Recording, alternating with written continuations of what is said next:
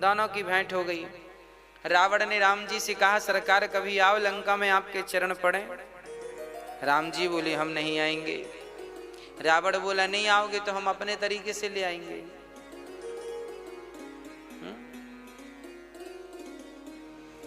चलिए, ये तो बाद का विषय है। भगवान श्री राम परशुराम जी का सामना कर रहे हैं। लक्ष्मण जी बोले, आपको क्या तकलीफ है, धनुष टूट गया। तो परशुराम जी बोले, हमारे गुरु जी का धनुष है। लक्ष्मण जी बोले, तो सुनो, हमसे दूसरा धनुष ले लो। ऐसे धनुष तो हम बहुत तोड़ते चले आ रहे हैं, क्षत्रिय बालक हैं। परशुराम जी आग बबूला हो गए, क्या समझते हो कोई साधारण धनुष है? तोड़ते चले आ रहे हो, जानते नहीं हो हम कौन हैं? लक्ष्मण जी बोले, देखो हम बहुत जानते हैं आपको। आप वही परशुराम जी हैं ना जिसने अपनी मां का गला काट दिया था? वही हो ना? परशुराम जी बोले, हाँ वही है, बाद में जोड़ भी तो दिया था, भूल गए? परशुराम जी ने अपने पिता की आज्ञा मानी। क्या हुआ था? परशुराम जी के पिता जमदग्नि थे ना। परशुराम जी के पिता श्री जमदग्नि जी की पत्नी जल में पानी भरने गई थी, नदी। तो वहां पर कुछ अप्सराएं और गंधर्व उस नदी में क्रीड़ा कर रहे थे। तो परशुराम जी की मां जमदग्नि पत्नी, वो क्रीड़ा देखने में विलंब हो गया 5-10 मिनट का। तो जमदग्नि जी ने देखा कि मेरी पत्नी का मन किसी स्त्री पुरुष में लगा है।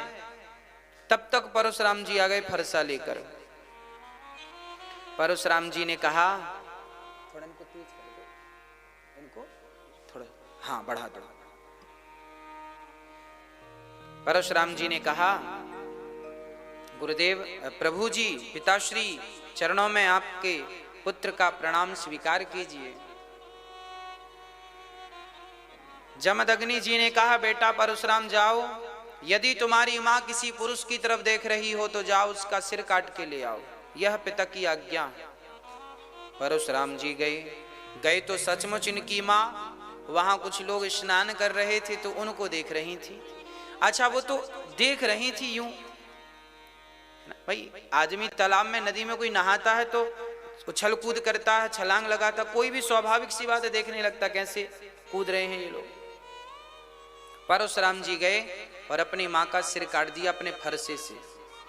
सिर काट के ले आए, मां को उठा के ले भी आए, चरणों में रख दिया, बोले ये रही मां, ये रहा मां का सिर।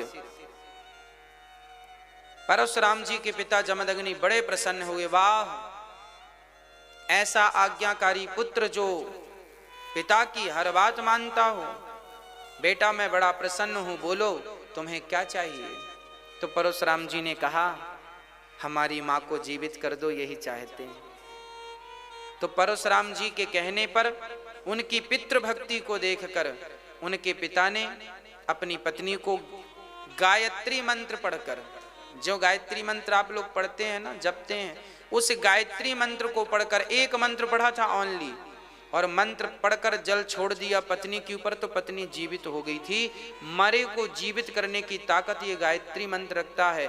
इसलिए इस गायत्री मंत्र का जाप हर क्षण हर समय नहीं किया जाता, बड़ा पावरफुल है ये मंत्र, सबको इसका जाप नहीं करना चाहिए।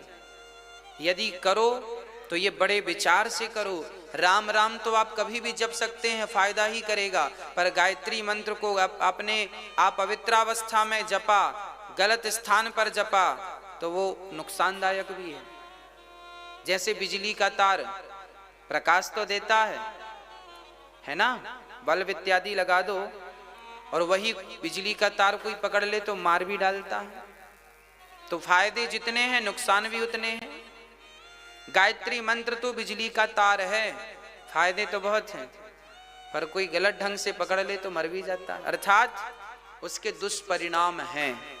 इसलिए गायत्री मंत्र उन्हीं को पढ़ना चाहिए जिनका यज्ञोपवीत संस्कार हुआ है। गायत्री मंत्र उन्हीं को पढ़ना चाहिए जिनका यज्ञोपवीत संस्कार हुआ है। और गायत्री मंत्र सिर्फ दिन में पढ़ा जाता है, रात को नहीं जपा जाता, क्योंकि ये वेद मंत्र है और वेद को रात में पढ़ने की आज्ञा शास्त्र नहीं देते, है ना। वेद मंत्र गायत्री कब करना चाहिए? गायत्री 3 बार, सुबह दोपहर शाम, त्रिकाल संध्या, सूर्य भगवान को अर्घ्य देकर प्राणायाम करके फिर गायत्री मंत्र पढ़ना चाहिए।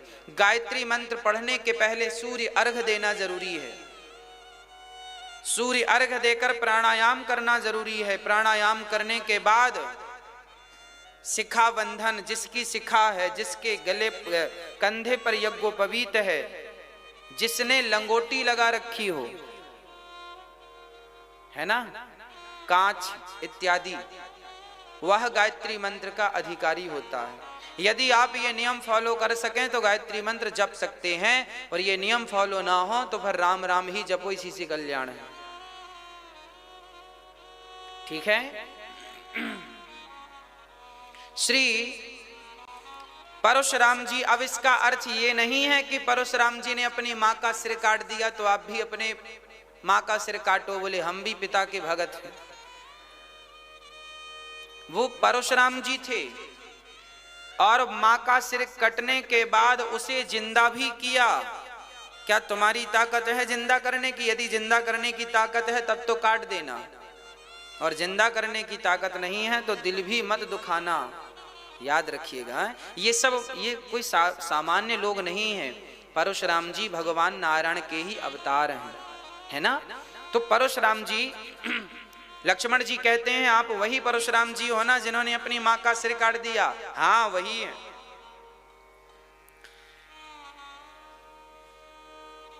लक्ष्मण जी बोले धनुष टूट गया, तो आप दुखी क्यों हैं? बोले हमारे गुरु जी का है।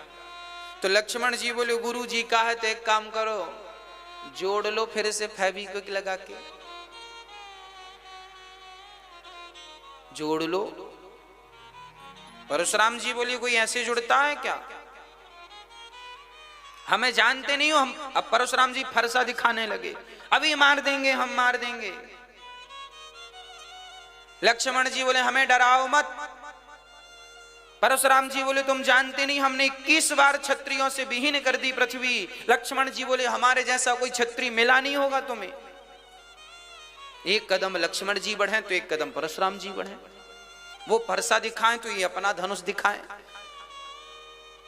बड़ी देर हो गई, अंत में राम जी हाथ जोड़कर चले गए, हे नाथ अपराध मेरा है, ये लक्ष्मण बालक है, इसका कोई अपराध नहीं है, धनुष मैंने तोड़ा है। परशुराम जी बोले आपने तोड़ा है? राम जी ने धीरे से कहा बाबा जी हमें पहचानो। परशुराम जी ने पहचान लिया और कहता होगा कि हमें आपकी पीठ में बैठना है, तो राष्ट्रपति जी बैल बन जाते होंगे और नाती उनकी पीठ में बैठ के चलता होगा, हाँ या ना। तो हम सबके लिए तो माननीय वंदनीय राष्ट्रपति जी हैं, पर अपने नाती के लिए तो उनके दादा ही है ना। और दादा तो बैल भी बन जाए, घोड़ा भी बन जाए, चल अपने पीठ पर बिठा के तुझे 4 कदम घुमाऊं। क्यों घुमाऊं? उसकी खुशी के लिए। इससे क्या होता है? बच्चे की खुशी होती है। जैसे बच्चे की खुशी के लिए दादा घोड़ा बन जाता है, पिता घोड़ा बन जाता है केवल बच्चों की खुशी के लिए, उसी प्रकार वह निर्गुण निराकार परमात्मा भक्तों की खुशी के लिए आज सगुण साकार बन करके प्रकट हो गया है। 2 हाथ 2 पांव वाला बन के प्रकट हो गया है, आपके और मेरे जैसा बन के प्रकट हो गया है। अब वो दिखता तो मेरे और आपके जैसा है। अब कोई कहे कि ये कैसे राष्ट्रपति हैं बताओ, बैल बने हैं, ये कैसे राष्ट्रपति हैं बताओ, घोड़ा बने हैं।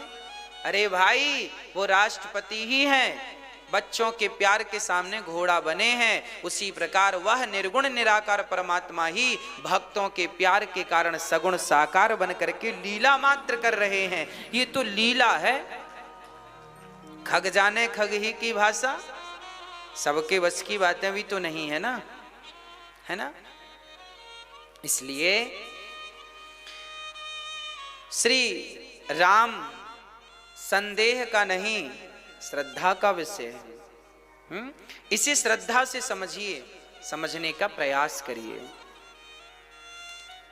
प्रिय भक्तों, जब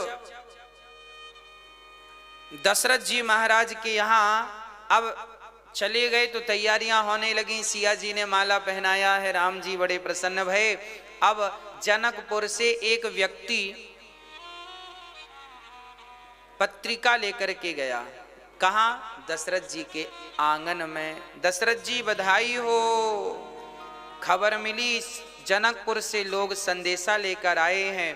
पत्रिका पढ़ी गई राज दरबार में, लिखा था दशरथ पुत्र राम ने धनुष तोड़ दिया है, सिया से विवाह होना है, फलानी तारीख फिक्स हुई है, इस तारीख में विवाह फिक्स हुआ है, गुरुजनों ने किया है, कृपया आप बारात लेके पधारें।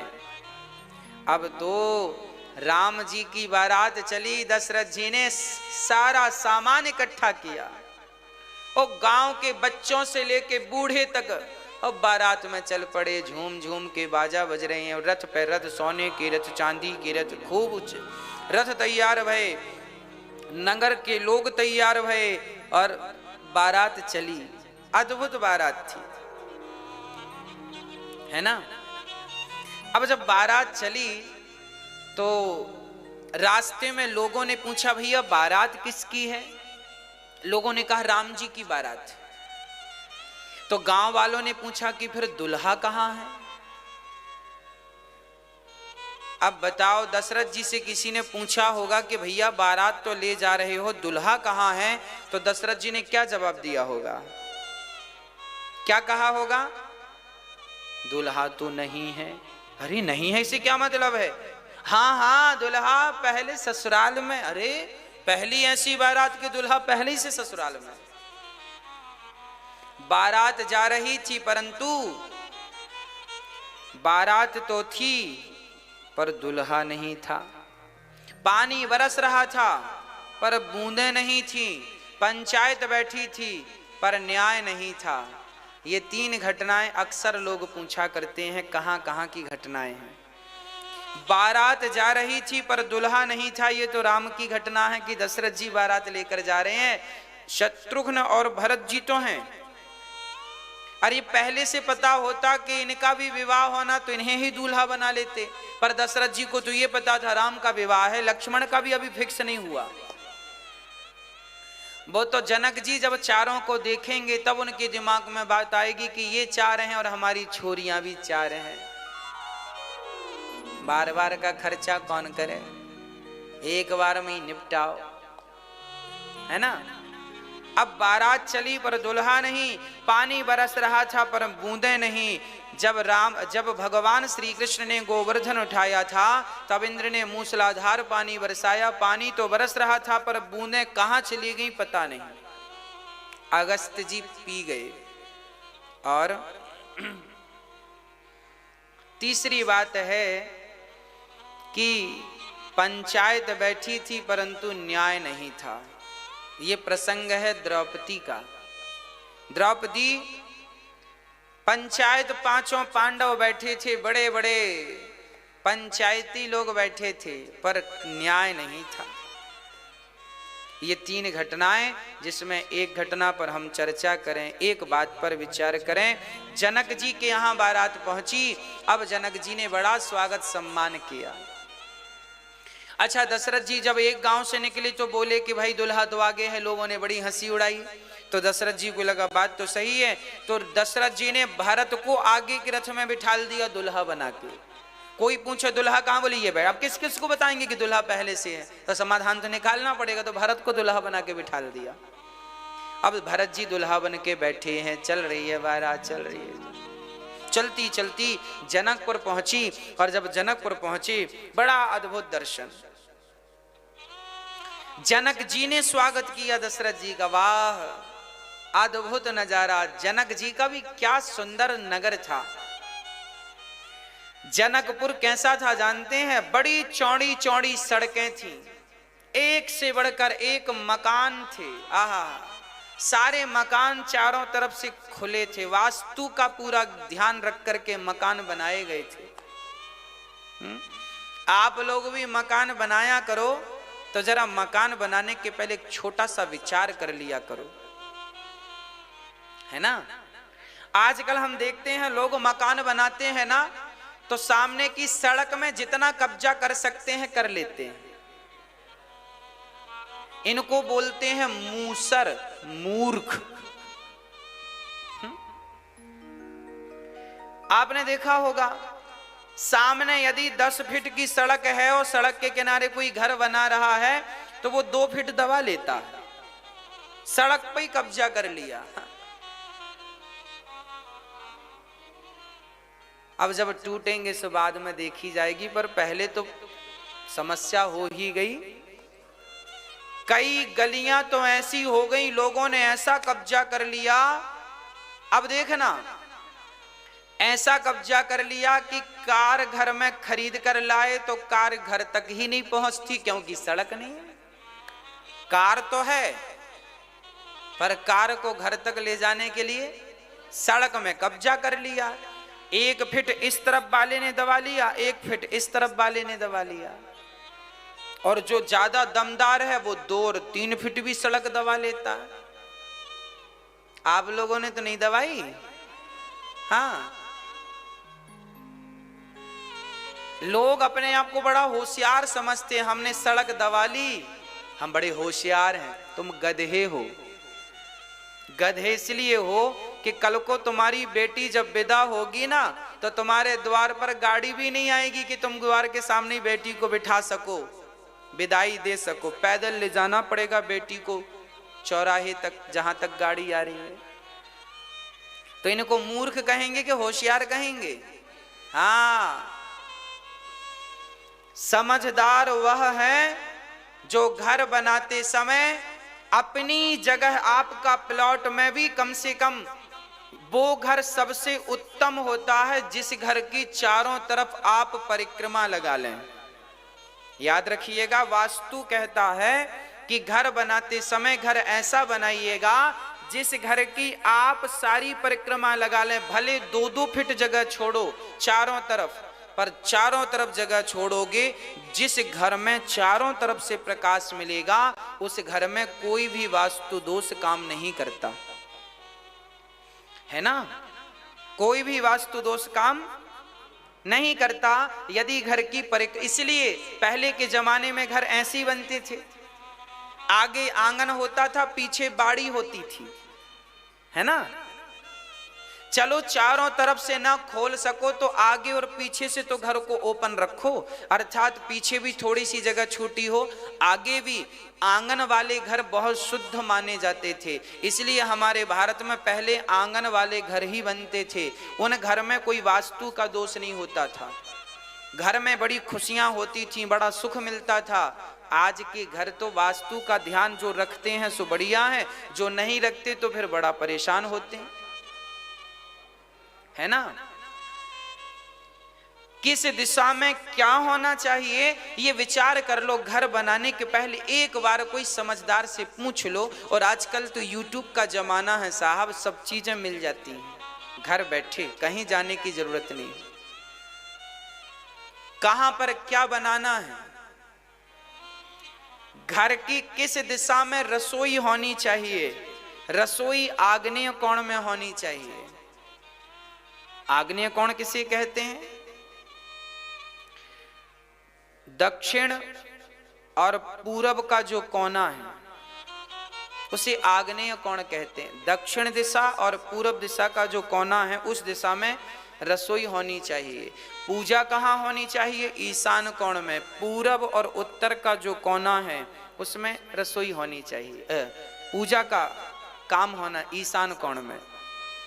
ईशान कोण किसे कहते हैं? पूरब और पूरब दिशा और उत्तर दिशा का जो अंग कोना है, पूरब और उत्तर की तरफ की जो जगह है आपके घर में उसे बड़ी शुद्ध रखना चाहिए। वो जगह यदि शुद्ध है तो घर में शुद्धता बनी रहती है, घर में शांति बनी रहती है। उस दिशा में धोखे से भी लाइट बात मत बनवा लीजिएगा, नहीं तो जीवन रोते रोते गुजरेगा। पूरब और बोलो, पूर्व और उत्तर का जो कोना है वहां कदापि लाइट बात नहीं होनी चाहिए। कहां होनी चाहिए लाइट बात? दक्षिण और पश्चिम की तरफ, है ना। घर में जो आपका प्लॉट एरिया है, माना कि आपका 30 बाई 30 का प्लॉट एरिया है या 30 बाई 50 का प्लॉट एरिया है, तो 30 बाई 30 में जो पूरब और उत्तर की तरफ का कोना है उसमें तो आप शुद्धता रखो, वहां सीढ़ियां भी नहीं होनी चाहिए। अब जिनके घर में हैं कृपया तोड़ मत देना, हम तो आगे के लिए बता रहे हैं कि जब भी आप नया घर बनाओ, भगवान करे जल्दी से बनाओ, तो इन छोटे छोटे वास्तुओं का ध्यान रखोगे तो आपका जीवन सुखमय होगा। और घर में जो मध्य भाग है घर का 30 बाई 30 के जो प्लॉट एरिया में जो केंद्र बिंदु बीच सेंटर है, उस बीच सेंटर को खाली ही रखना चाहिए। वो ब्रह्म स्थान माना जाता है ना। वो बीच का सेंटर खाली हो। वास्तु एक देवता का नाम है, वास्तु एक देवता का नाम है। तो आप ध्यान दें कि वास्तु देवता का पेट, पेट मतलब सेंटर, हमारे शरीर में सेंटर में पेट है कि नहीं, ऐसे आपके मकान में जो सेंटर पॉइंट है प्लॉट एरिया का जो बीच है वो ब्रह्म स्थान माना गया, उसे खाली रखिएगा। उसमें बैठ के आप भोजन इत्यादि कर सकते हैं। बैठक हॉल बना लीजिएगा, ठीक है। वहां खाली रहने से क्या होता है कि घर में बिल्कुल आनंद होता है। वास्तु जहां आप रहते हैं ना, उस भूमि का भी बहुत बड़ा प्रभाव पड़ता है जीवन में। बच्चों को कहां बैठ के पढ़ना चाहिए, ये भी शास्त्र हमारे दर्पण है, सब चीज बताते हैं। बच्चों का पढ़ाई का कमरा कहाँ हो, कहाँ बैठकर पढ़ें, किस दिशा में बैठकर पढ़ें। बच्चों के पढ़ते समय उनका मुख पूर्व दिशा की तरफ होना चाहिए, पूर्व दिशा हो या उत्तर दिशा हो, और ईशान की तरफ ही वो रहें। पढ़ाई का कमरा ईशान की तरफ ही रहे, तब पढ़ाई में मन लगता है, दक्षिण की तरफ ना रहे। ठीक है, छोटी छोटी, यदि किसी के घर में कोई वास्तु की प्रॉब्लम है तो घर में तुलसी लगा देने से, आम का वृक्ष गमले में लगा देने से वास्तु का दोष मिट जाता है। पर जब नया बनाओ तो पूरा ध्यान रखो, जो बन गया है उसका सब छोड़ो, तोड़ फोड़ मत करिएगा, है ना। आगे से जब नया घर बनाओ तो विशेष ध्यान आपको छोटा सा रख लेना चाहिए। चलिए, जब जनक जी की नगरी पूरी वास्तु के हिसाब से बनी है, पानी कहाँ होना चाहिए, घर में बोर बनवाओ, बोर जानते हैं ना, जमीन में, है ना, वहां वो भी ईशान कोण में होना चाहिए। ईशान कोण में पानी, जल देवता है ना, तो जल का वास तो ईशान में होना चाहिए, अग्नि का वास आग्नेय में होना चाहिए। चलिए, अब आप ये समझिएगा कि आप अपने घर को जितना आगे की तरफ छोड़ के बनाएंगे, थोड़ा सा 2 फीट 4 फीट 5 फीट जितना ज्यादा, उतना आपके लिए शुभ है। और जो सड़कों में दबा लेते हैं ना, आपने देखा होगा, जिनने अपने घर को सड़कों में दबा लिया, गलियों को कवर कर लिया, याद रखना, जब आप दूसरों का रास्ता रोकेंगे तो आपके रास्ते तो अपने आप रुक जाएंगे। क्या कह रहे हैं? मैंने देखा है हमारे यहां भी लोग ना सड़कों को कब्जा लेते हैं, कब्जा कर लिया, बाद में परिणाम क्या हुआ, जो उनकी गति थी धीमी पड़ गई, और धीमी पड़ गई, बिल्कुल डाउन, जीरो हो गए। जब आप दूसरों का रास्ता, भाई गांव के लोग, नगर के लोग जिस गली से निकलते हैं, तुमने दबंगई के कारण दबा लिया, तो तुम्हें क्या लगता है तुम सुखी हो जाओगे? जब लोगों का रास्ता अवरुद्ध करोगे तो तुम्हारे रास्ते अवरुद्ध नहीं होंगे। कॉमन सेंस है। इसलिए रास्तों को कभी ना दबाना चाहिए।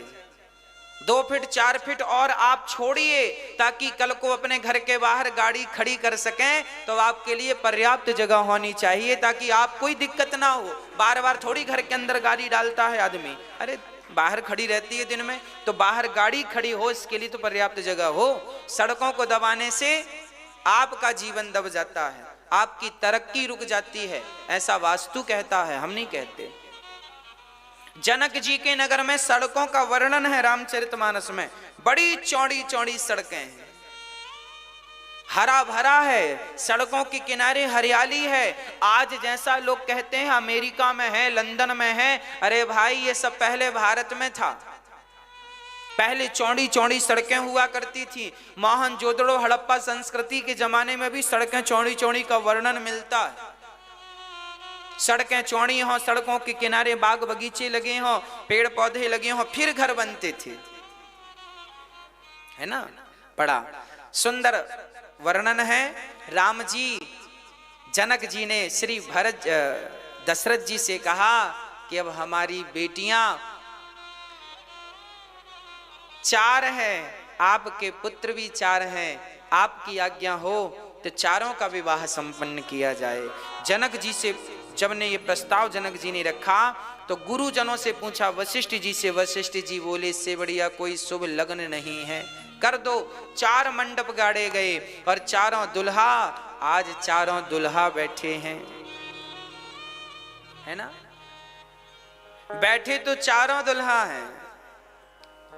हमें तो सुनने में बड़ा अच्छा लगता है।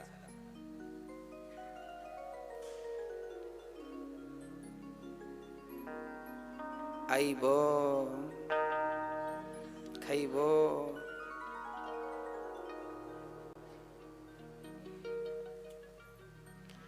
बड़ी सुंदर भाषा। आज राम जी अयोध्या से पहुंचे जनकपुर और बड़े भाव से श्री राम लक्ष्मण भरत शत्रुघ्न का विवाह संपन्न हुआ। राम जी का विवाह सीता मां से, लक्ष्मण का विवाह उर्मिला, शत्रुघ्न जी का विवाह श्रुतकीर्ति और भरत जी का विवाह मांडवी। चारों भाइयों का विवाह संपन्न हुआ। जनक दशरथ जी बोले जनक जी से, चलो अब विदा करो बेटी को। जनक जी बोले विदा कैसे करें,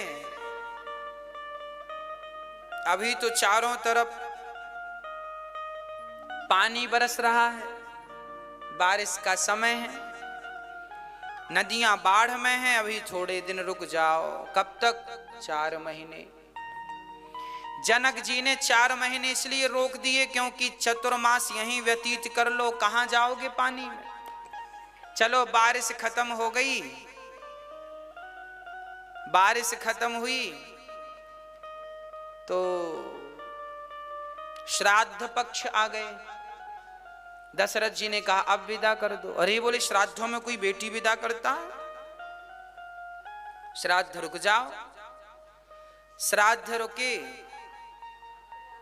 तो त्योहार कौन सा आ गया? अरे बोले नवरात्रि में लोग कन्या घर में खिलाते हैं कि कन्या विदा करते हैं। अब 9 दिन ये, अब बोले अब ये नवरात्रि गई, अब दशरथ जी बोले अब नवरात्रि गई अब विदा करो। अरे बोले घर की साफ सफाई चल रही है, त्योहार बड़ा सामने है, दीपावली, दीपावली हो जाए। ऐसे करते करते 6 महीने जनक जी ने रोक रखा और जब 6 महीने हो गए, अब जनक जी ने अपने आप को समझाया कि आज ना सही कल, कल ना सही परसों बेटी को तो विदा करना ही पड़ेगा, तो फिर कर ही दो। जनक जी ने इतना दहेज दिया, इतना सामान दिया कि दशरथ जी ने जितना मिला जनकपुर वासियों को, गरीबों को, दीन दुखियों को बुला बुला के वहीं के वहीं निपटाए। कहां ढोते फिरेंगे। जनक जी ने जनक जी दान दे रहे हैं दशरथ जी को, कन्यादान में जो सब दहेज जिसे आप बोलते हैं, दशरथ जी ने सब लुटाना शुरू कर दिया।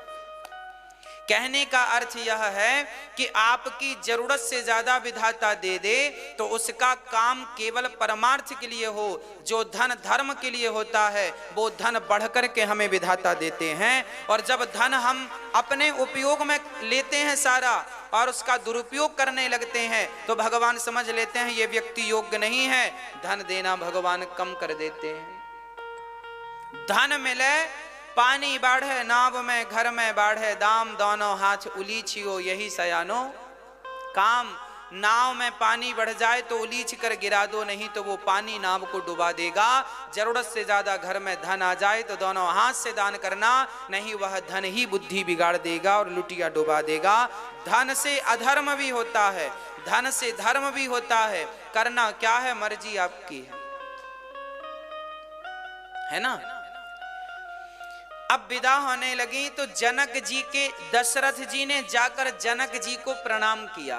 दशरथ जी ने जनक जी के पांव छुए और जैसे ही पांव छुए तो जनक जी रोने लगे, प्रभु आप मुझे अपराध में डाल रहे हैं, अपराधी बना रहे हैं। क्यों? क्योंकि परंपरा तो यही आई है कि हमेशा लड़की का पिता लड़के के पिता के पांव छूता है, पर आज उल्टा हो गया। आज लड़के के पिता दशरथ जी ने लड़की के पिता जनक जी के पांव छू लिए, और जब पांव छुए तो जनक जी ने कहा मुझे पाप में क्यों डाल दिया भगवान आपने। तब जनक जी से दशरथ जी ने कहा प्रभु मैं ही आपके पांव पड़ूंगा, क्योंकि बड़े आप हैं। मैं बड़ा कैसे, मैं तो लड़की का पिता हूं। लड़की का पिता तो हमेशा छोटा होता है, लड़का का पिता बड़ा होता है। हाँ ना, हमेशा हमेशा दशरथ जी ने कहा जनक जी सुनो, हमेशा देने वाला बड़ा होता है और हमेशा लेने वाला छोटा होता है। अरे लड़की का पिता इसलिए बड़ा होता है क्योंकि लड़की का पिता लड़की दान करता है, देता है, जिसे कन्या दान कहते हैं। तो देने वाला तो सदियों से बड़ा हुआ है। अरे देने वाला बड़ा हुआ तब तो लेने वाला बामन बने। भगवान को भी बामन बनकर, बामन मतलब छोटे, बामन अंगुल के, जब देने वाला देता है, देने वाला सदा बड़ा होता है। यदि बड़े बनना है तो देना सीखो। दशरथ जी ने कहा कि आप तो देने वाले हैं, आपने 4 बेटियों का दान किया है, आप देने वाले हैं इसलिए आप बड़े हैं, हम लेने वाले हैं इसलिए हम छोटे हैं। पर समाज की परंपरा उल्टी चलती है। यहां तो लड़के का पिता यही सोचता है हम बड़े हैं। जरा पूछो इनसे तुम किस एंगल से बड़े हो, तुमने दिया क्या है? सिर्फ लिया है, केवल लिया है। कल ही हमसे एक बिटिया ने पूछ लिया, कल कथा सुना के हम गए तो ऊपर बैठे थे तो एक बेटी आई, उसने कल हमसे पूछ लिया कि गुरुजी आखिर माँ बाप लड़की के घर क्यों नहीं खाते? माँ बाप लड़की के घर क्यों नहीं खाते, क्यों नहीं रहते? आज भी यह देखा जाता है कि स्त्री और पुरुष यही कहते हैं कि हमें लड़की के घर का खाना ना पड़े। तो लड़कियां पूछती हैं कि गुरुजी ऐसा कौन सा गुनाह किया है हमने जो हमारे घर का माँ बाप खाते भी नहीं है? तो इसका समाधान यह है, हमने उससे कहा बेटा लड़की, आपके माता पिता ने लड़की का दान किया है, और जिसे हम दान कर देते हैं तो दिए हुए दान से फिर हम वापस कुछ लेते नहीं हैं। आपने हमें 5 रुपए दान कर दिया तो 5 रुपए दान करने के बाद आप ये थोड़ी कहेंगे कि आप 1 रुपए वापस कर दो। दान कर दिया सो दिया हुआ दान वापस नहीं लिया जाता। यदि लेता है कोई तो पाप का अधिकारी बनता है। इसलिए लड़की का दान कर दिया है, और जब दान दे दिया, कन्या दान कर दिया, तो दिए हुए दान के फिर रोटी खाना शोभा नहीं देता है ना। इसलिए माँ बाप लड़की के घर नहीं खाते क्योंकि दान किया है। हाँ, पर मजबूरी है तो फिर कोई समस्या नहीं है। ऐसा बहुत बड़ा दोष नहीं है कि अब नहीं ही खाना चाहिए। हो सके तो ना खाओ, कोशिश करो। पर यदि मजबूरी है, बेटा रोटी नहीं देता तो बहुत सारी स्त्रियां बेटी के घर ही रह लेती हैं। अच्छी बात है, बुरा नहीं है। मजबूरी है। आपातकाल में हर चीज क्षम्य है, क्षमा है, पर आपत्ति विपत्ति के समय में, हर समय नहीं कि सब राजी मर्जी है तो भी बेटी के घर 15-15 दिन पड़ी है मां। विपत्ति का समय हो, आपके जीवन में आपका बेटा सेवा ना करता हो और बेटी हाथ पसारे कि मां मेरे पास आओ मैं सेवा करूंगी, तो फिर उस समय बेटी के यहां खा पी सकते हैं, फिर दोष नहीं है क्योंकि आपातकाल है वो। चलिए, अब तो ऐसे आपातकाल में सब चीज क्षम्य होती है।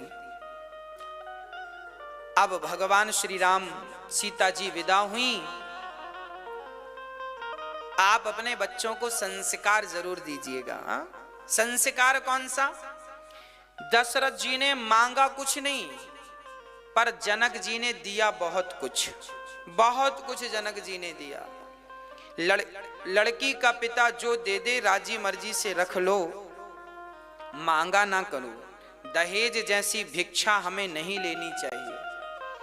आप अपने बच्चों को मेरी माँ इतना स्वावलंबी बनाओ, इतना संस्कारी बनाओ। देखो मेरी माँ, भारत को यदि बदलना है तो आप और हम सबको बदलना पड़ेगा।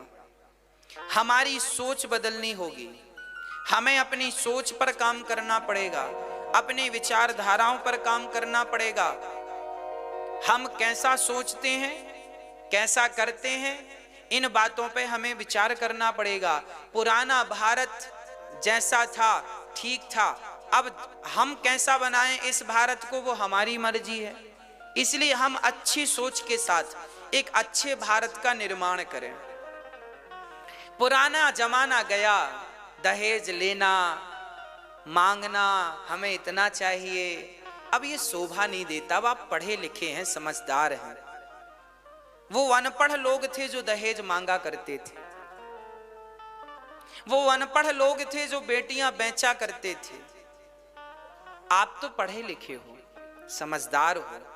बेटों को इतना योग्य बनाओ, इतना योग्य बनाओ कि उन्हें किसी के सामने हाथ फैलाने की जरूरत ना पड़े।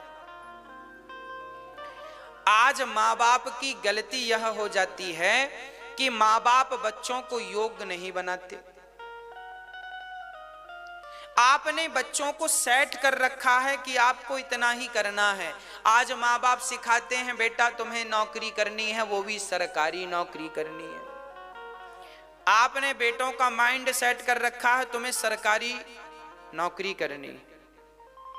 क्यों करनी है सरकारी नौकरी? अपना प्राइवेट बिजनेस क्यों नहीं करना? क्यों नहीं तुम्हें स्कूल बनाना है? क्यों नहीं तुम्हें हॉस्पिटल बनाना है? क्यों नहीं तुम्हें उद्योगपति बनना है? क्यों नहीं तुम फैक्ट्रियां डाल रहे हो बढ़िया बढ़िया? खिलौने भी चाइना से आ रहे हैं, तुम खिलौने की फैक्ट्री क्यों नहीं डाल रहे हो? भारत में जो चीजें विदेशों से आती हैं उन पर काम क्यों नहीं कर रहे हो? वो चीज भारत में बनने लगेंगी तो स्वाभाविक सी बात है विदेश से आना बंद हो जाएगा।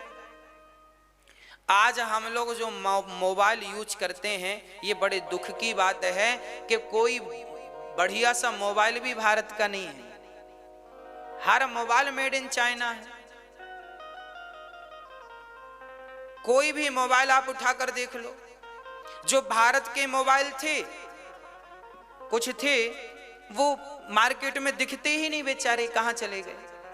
अब मोबाइल खरीदना हो तो बाहरी, अब सोचो 135 करोड़ की आबादी है, पर सारी मम्मियों को तो बेटा सरकारी बने, सरकारी। अरे काहे सरकारी नौकरी करे? मोबाइल बनाने की फैक्ट्री क्यों नहीं डाल रहे हैं आपके बच्चे? क्यों नहीं अपने देश की तरक्की में आप अपना योगदान दे रहे हैं? बड़ी बड़ी फैक्ट्री, इतना विवेकशील बनाओ बच्चों को, बड़े बड़े काम करें, छोटे छोटे काम। नौकरी 20,000 की नौकरी दे दो, सरकार 50,000 की नौकरी। क्यों 50,000 के पीछे पड़े हो? 50,000 क्यों कमाना है तुम्हें? 20 लाख रुपए महीना क्यों नहीं कमाना तुम्हें? 1 करोड़ रुपए महीना कमाओ ना, 10 करोड़ रुपए महीना कमाओ और सरकार को अच्छा खासा इनकम टैक्स दो ताकि सरकार भी मजबूत हो। हर आदमी आज फिक्स है, हमें 50,000 की नौकरी मिल जाए महीने की, महाराज हम सुखी हो जाए। आदमी, भारत का व्यक्ति ना ऐसा नहीं था जैसा आज का है। भारत के व्यक्ति, भारत के लोगों की सोच बड़ी ऊंची हुआ करती थी। आज की सोच बिल्कुल संकीर्ण हो गई है। आप 50,000 से ज्यादा का सोचते भी नहीं है। कौन सोचता है बताओ? आजकल 10,000 की नौकरी मिल जाए तो लोगों को संतोष हो जाए, भैया 10,000 की, हाँ चलो हमें नौकरी मिले। कितने की? 10,000 की, महीने की 10,000। 20,000 रुपए मिल गई, बहुत बड़ी मिल गई। अरे भाई क्यों इतने तुम कमजोर हो? 20,000 की नौकरी क्यों करते हो? 50,000 की नौकरी क्यों करते हो? अपने आप को इतना सफल बनाओ, इतना सफल बनाओ कि आप 50 लाख रुपए महीने में कमाएं, 1 करोड़ रुपया महीने में कमाएं। सफल क्यों नहीं बनाते? क्यों सीमित हो जाते हैं आप? अपनी सोच को क्यों आपने सीमित कर रखा है? अपने बच्चों को क्यों नहीं स्वावलंबी बनाते? बच्चों को यह कहा करो, बेटा तुम्हें नौकरी नहीं करनी, बल्कि तुम्हें हजारों नौकरियां पैदा करनी है, लोगों को रोजगार देना है, ना कि रोजगार के पीछे भागना है। ऐसा बनाओ बच्चों को, आज से ही उन्हें शिक्षा दो। उनके माइंड में यह चीज सेट करो कि तुम्हें नौकरियां देनी है। अभी आपने माइंड सेट कर रखा है तुम्हें सरकारी नौकरी करनी है। ऐसे हमारे भारत के लोग नहीं थे जैसे आपने बना दिए, भर भर के बेटा नौकरी करना, नौकरी करना, नौकरी करना, नौकरी करना। और तो और जब एग्जाम होते हैं 12वीं क्लास के, 10वीं क्लास के, तो आपने सुना होगा जिन बच्चों को, मैंने एक बार सुना एक बच्चे ने अच्छे नंबर पाए, हर सब्जेक्ट में 80 नंबर थे उसके, पर उस बच्चे ने आत्महत्या कर ली। इसलिए आत्महत्या कर ली क्योंकि स्कूल से प्रेशर था कि कम से कम 90 नंबर लाना है। माँ बाप का प्रेशर था 90 नंबर लाना है। अरे भैया अब इतना जोर लगाएंगे बच्चों को, इतना परेशान करेंगे, 90 नंबर चाहिए, खाओगे 90 नंबरों को? हाँ खाओगे 90 नंबरों को? अरे व्यक्ति का टैलेंट नंबरों से नहीं दिखता, उसका टैलेंट दिखेगा उसे, उसके अंदर केवल सकारात्मक सोच भरते जाओ, सकारात्मक बनाते जाओ। नंबर कम ज्यादा से कोई फायदा नहीं। उदाहरण के लिए आज जितने भी सफल लोग हैं, इनके कितने नंबर आए थे? पूछो। अंबानी कहां तक पढ़े हैं? टाटा बिरला कहां तक पढ़े हैं? पूछो। ज्यादा से ज्यादा 10वीं तक पढ़े हैं। 10वीं से ज्यादा ना अंबानी जी पढ़े, ना टाटा जी पढ़े, ना जितने उद्योगपति हैं 10वीं से ज्यादा पढ़े ही नहीं। और 10वीं में भी बहुत सारे तो फेल हो गए, और आज वो सफल व्यापारी, सफल बिजनेसमैन हैं।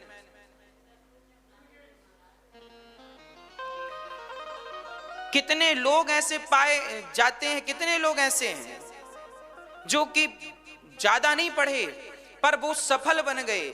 आप अपने बच्चों को ये मत कहा करो अच्छे नंबर लेके आए, अच्छी बात है, अच्छे नंबर लाएं, अच्छी पढ़ाई करें, अच्छी बात है, पर इतना प्रेशर ना दो कि आत्महत्या कर लें बच्चे। इतना भी प्रेशर तो ठीक नहीं है। अरे आदमी तो किसी ना किसी विधान से, जिनके एक भी नंबर नहीं आते वो भी कोई भूखा थोड़ी मर रहा है, सब बढ़िया पेट भर के खा रहे हैं, 2 रोटी सब कमा रहे हैं। मजदूर आदमी भी 2 रोटी कमाता है, बच्चों को पालता पोसता है, संस्कार देता है। बच्चों का केवल उनके अंदर सकारात्मक सोच भरिए, सकारात्मक संस्कार भरिए। बेटा तुम्हें नौकरियां देनी हैं, ये माइंड में सेट कर दो, वो अपने आप उतने नंबर लेके आएगा जितने की उसको जरूरत है। कितने नंबर लाना है ये टारगेट मत दो, टारगेट ये दो कि तुम्हें बड़े होके नौकरियां पैदा करनी है, बस इस विषय में काम करना है। बस अपने आप बच्चों के रास्ते सुधरने लग जाएंगे। हमने देखा है बड़े करोड़पति बच्चों के बच्चे प्रेशर से आत्महत्या कर लेते हैं। भारत का युवक जवान मर रहा है, आत्महत्या कर रहा है, उसे लगता है नंबर कमाएंगे तो हमारा भविष्य क्या होगा। अरे भैया जिसके 00 आए हैं उसका भी भविष्य बहुत बढ़िया है, क्यों चिंता कर रहे हो?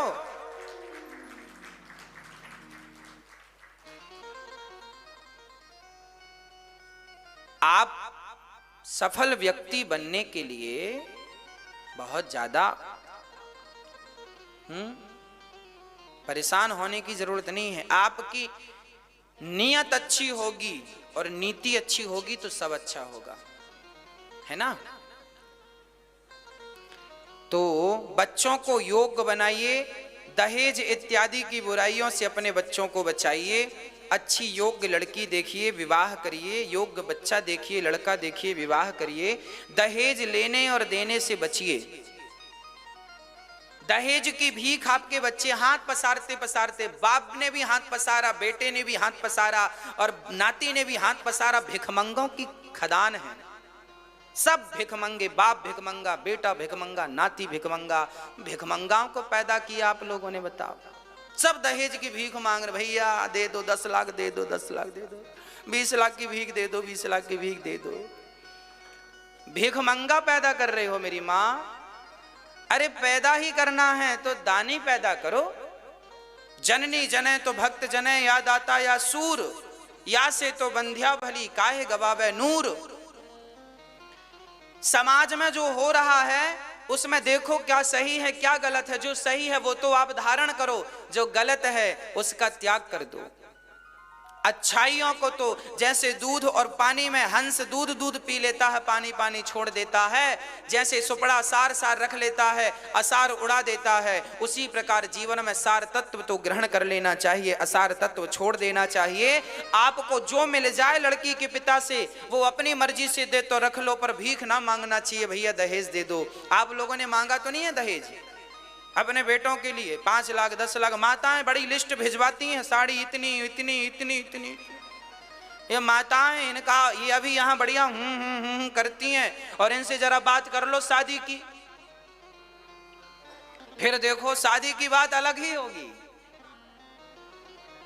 हाँ महाराज जी, लड़की पापा क्या करते हैं, कितना कमा लेते हैं, जितना कमाएंगे उस हिसाब से मांगेंगे। लड़की शादी करने वाले भी बड़े चतुर होते हैं। लड़का वाला हमेशा ये देखता है कि लड़की का पिता करता क्या है, कितनी जमीन जायदाद है, उसके हिसाब से मांग लेते हैं। ज्यादा जमीन है तो ज्यादा मुंह फाड़ेंगे, कम है तो कम में काम चला लेंगे। इनका लड़का तो 2 कौड़ी का नहीं है, पर दहेज तो इतना बड़ा मांगते हैं, इतना दे दो हमें, 10 लाख दे दो, 20 लाख दे दो, और 2 कौड़ी का नहीं है, बीड़ी पीता घूमता है। ये बीड़ी पिवैया के 10 लाख रुपया। एक रत्ती का टैलेंट नहीं है, एक रत्ती का योग्यता नहीं है, एक रत्ती का संस्कार नहीं दिया माँ बाप ने, बस पैसा दे दो। वो बीड़ी पीता घूमता है गांव गांव में, और बीड़ी पीता भी है अपने पैसे की नहीं, भैया जरा पिलाना एक। उसकी औकात बीड़ी खरीदने की भी नहीं है, जिसके बाप ने 10 लाख रुपए की बोली लगाई है। और समाज में ऐसे बच्चे खूब बिक रहे हैं 10-10 लाख में। हाँ या ना? लड़की के पापा भी पागल हो रहे हैं। अरे योग्य लड़का देखो अपनी बेटी के लिए, योग्य बेटा, योग्य वर देखना चाहिए। योग्य हो, शराब ना पीता हो, बुराइयों से बचा हो, संस्कारी हो, भगवान का चिंतन भी करता हो, संस्कार से जुड़ा हो, आध्यात्म से जुड़ा हो, ऐसे बच्चे देखना चाहिए। बेटी सुखी रहेगी, कल को तुम्हारी जब संतान होगी तो वो बड़ी सुंदर होगी, क्योंकि योग्य माता पिता होंगे तो संतान भी योग्य होगी, है ना भाई। शेरनी से शेर का ही बच्चा पैदा होगा और गधी से गधा ही पैदा होगा। अब गधी से तो शेर का बच्चा पैदा हुआ नहीं, है ना। तो शेरनी और शेर हो तो शेर का बच्चा पैदा हो। अब गधा गधी तो गधी पैदा हो रहे हैं। शेर ढूंढने, वो विवेकानंद जैसे शेर कहां चले गए, झांसी की रानी जैसी शेरनी पैदा करने वाली मां कहां चली गई पता नहीं, वो नस्ल ही कहां चली गई पता नहीं। अब तो सब माँ बाप भी कहते पेटा पेट भर लो अपना, किसी तरीके से बस पेट भर लो। सब पेट भरने के लिए रो रहे हैं, सबको पेट ही भरना है। अरे पागल क्यों परेशान हो, पेट तो चिड़िया भी भर लेती है। केवल तुम पेट भरने के लिए थोड़ी इस धरती पर पैदा हुए हो, अपना कल्याण भी करना है। योग्यता के साथ साथ अपना कल्याण भी करना है, अपने देश के बारे में भी सोचना है, कुछ अच्छा कर दिखाना है बस। जनक जी अब विदा करते हैं और सीता जी जब अयोध्या पहुंची तो वहीं से गोस्वामी तुलसीदास जी ने बाल कांड पूरा करके अयोध्या कांड प्रारंभ कर दिया, है ना। बाल कांड पूरा हुआ। सिय रघुवर विवाहु जी सप्रेम गावहीं सुनहीं, तिन कहूँ सदा उछाहूँ, मंगलायतन राम जसु। जो भी रामचरित में राम विवाह का श्रवण और सुनेंगे और सुनाएंगे उनका कल्याण होगा। गुरु जी के ध्यान से अयोध्या कांड प्रारंभ होता है। श्री गुरु चरण सरोज रज, यहां इस दोहे से प्रारंभ हुआ। निज मन मुकुर सुधारि, वर्णौ रघुवर बिमल जसो, जो दायको फल चारि। ऐसे गुरु को प्रणाम करते हैं जो गुरु चारों फलों को देने वाले हैं, धर्म अर्थ काम मोक्ष देने वाले, ऐसे गुरु को प्रणाम करते हैं। अब यहाँ पहली चौपाई, अयोध्या कांड की पहली चौपाई का जो नित्य पाठ करता है उसके घर में कभी भी किसी थी। और मैं अपने राम को किसी को नजर उठाकर देखने नहीं देती थी, कहीं कोई मेरे राम को नजर ना लगा दे। कोई राम को घूरने लगे ना तो कौशल्या माँ के खड़ी हो जाती थी, मेरे राम को मत देखो ऐसे।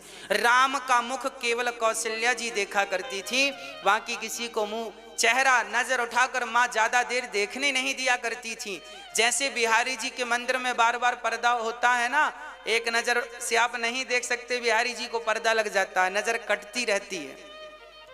ऐसे कौशल्या माँ राम के इर्द गिर्द रहा करती थी, कोई नजर उठा के देखे ना, राम का एक टकी टकी मतलब टकटकी लगा के कोई दर्शन ना करे। पर आज कौशल्या मैया ने सीता को देखकर कहा, सीता जा, किसी ने तुझे सोने का महल दिया, किसी ने सोने का धन सोना चांदी दिया, जा आज से राम के मुख पर आज से तेरा कब्जा रहेगा। मैं अपना अधिकार छोड़ करके राम पर मैं तेरा अधिकार तुझे अधिकारी बनाती हूं। आज से राम तेरे हुए, राम का मुख तेरा हुआ। अब मैं ये अधिकार माँ होकर छोड़ रही हूं। अब राम का मुख कोई देख सकता है, नजर उठाकर तो केवल तू देख सकती है। ऐसा अधिकार माँ कौशल्या ने सिया जी को दिया। चारों तरफ बधाई बज रही हैं और चारों तरफ राम के विवाह का उत्सव चल रहा है। एक दिन क्या हुआ कि आज हमारे आज भैया जी जयप्रकाश शर्मा जी आज छत्तीसगढ़ से आए हैं। कहां से? छत्तीसगढ़ बालोद से। इन्होंने आज 5 वृद्ध माओं का सहारा बने और 5 माओं को एक साथ गोद लिया है। एक बार सुंदर तालियां।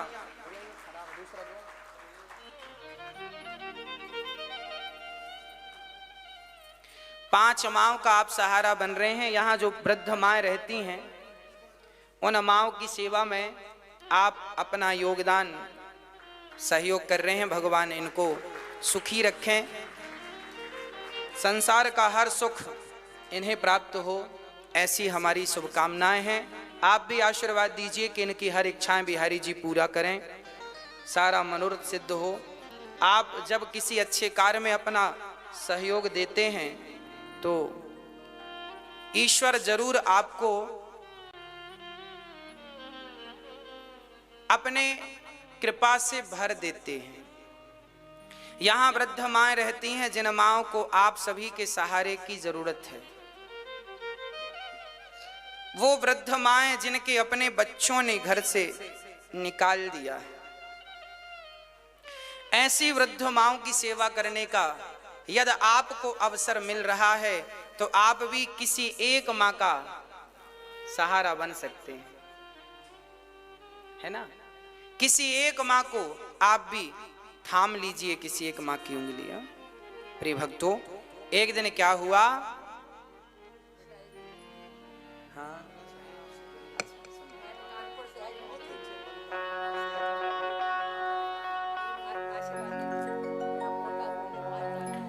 हाँ, श्रवण समीप भय सित के सा, मनहु जरठ पनु अस उपदेसा। अब गोस्वामी जी बढ़िया चौपाई लिख रहे हैं। चौपाई यह है, एक दिन दशरथ जी अपने बाल सुलझा रहे थे, तभी उन्होंने देखा कि दशरथ जी के एक बाल, कान के पास के कुछ बाल सफेद हो गए। दशरथ जी को लगा कि बाल सफेद हो गए मतलब बुढ़ापा आ गया। अच्छा, आप लोगों का बुढ़ापा आया कि नहीं? नहीं आया? आ गया। श्रवण समीप भय सित के सा, मनहु जरठ पनु अस उपदेसा। मानो ये बाल उपदेश कर रहे हैं कि देखो, अच्छा आपका हैप्पी बर्थडे टू यू और आपके बालों का हैप्पी बर्थडे टू यू एक ही दिन होता है ना। जब आपका जन्म हुआ तो बाल भी संग थे, पर जब पैदा हुए थे तब खोपड़ी में बाल काले थे, अब कैसे हैं? सफेद।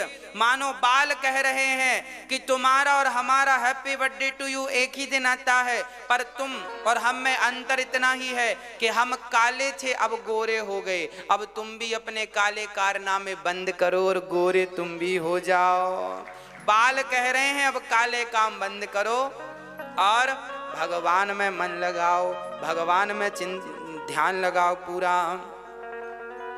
अब तो बड़े ध्यान से सुनिएगा, ये जीवन भगवान के भजन के लिए दशरथ जी को लगा बेटा बड़ा हो गया है, राम को राजा बनाए और हम बाबा जी बने, अब जाएं भगवान का भजन करें घर सब छोड़ के। अच्छा, दशरथ जी को तो ये विचार आ भी गया। आजकल लोगों को ये विचार आता भी, बूढ़े होके वो वहीं रहे आएंगे, पर मन से घर निकलता नहीं है। बूढ़े बूढ़े लोग बेटा बेटी के चक्कर में पड़े हैं। इसलिए कहते हैं भगवान का नाम जवानी में ले लो, बुढ़ापे का इंतजार ना करना। देखो दशरथ जी ने बुढ़ापे में भगवान का भजन करने का सोचा, तो देखो बुढ़ापे में जब सोचा तो कैसे बिगड़ता है बुढ़ापा। दशरथ जी का बिगड़ गया बुढ़ापा। पत्नी ने कह दिया कि अब दशरथ जी बेचारे जरा सुनिएगा, हम तो आपसे निवेदन करेंगे कि आप अपना बुढ़ापा ना बिगड़ने दीजिएगा। समय रहते सब, देखो समय पर सब काम हो जाने चाहिए, समय पर सब कर लो। समय पर पैसे कमाना चाहिए, समय पर दान पुण्य करना चाहिए, समय पर शादी विवाह करना चाहिए, समय से बच्चे होने चाहिए, समय से बच्चों का विवाह करके समय से मन भगवान में लगा लो। यही समय की सार्थकता है ना। जो समय भजन का है, 50 साल के बाद उम्र इशारा करती है 51, जाओ वन, 52 जाओ वन। उम्र खुद कहने लगी वन की तरफ जाओ, पर निकलते ही नहीं आदमी वन की तरफ, है ना मेरी माँ। इसलिए भगवान का चिंतन बुढ़ापे से नहीं, लड़कपन और जवानी से भगवान का भजन करो।